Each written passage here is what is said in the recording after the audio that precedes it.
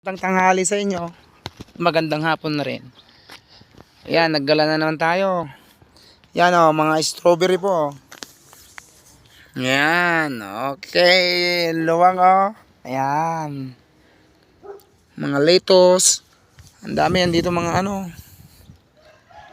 broccoli. Andito yung mga strawberry yan. Lahat po na nakikita nyo kapag may mga puti dyan na plastic ay yung iba dyan may mga strawberry. Tapos dyan po sa may likod niyan ay mga strawberry. Bali doon po kami nanggaling sa lugar na yan. Sa Lower Bayabas, Pico. Ayan guys. Napakaganda ng view dito.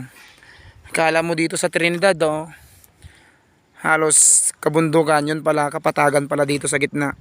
Ayan. Dami. Hanggang doon. Yan guys. Ngayon lang ako nakapag-vlog ulit. Hindi nga lang makapag-live kasi mahina yung signal dito.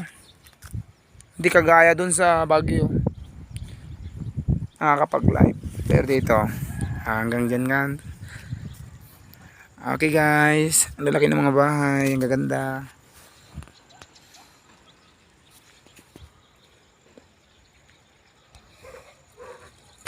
Daming mga bunga mga strawberry nila.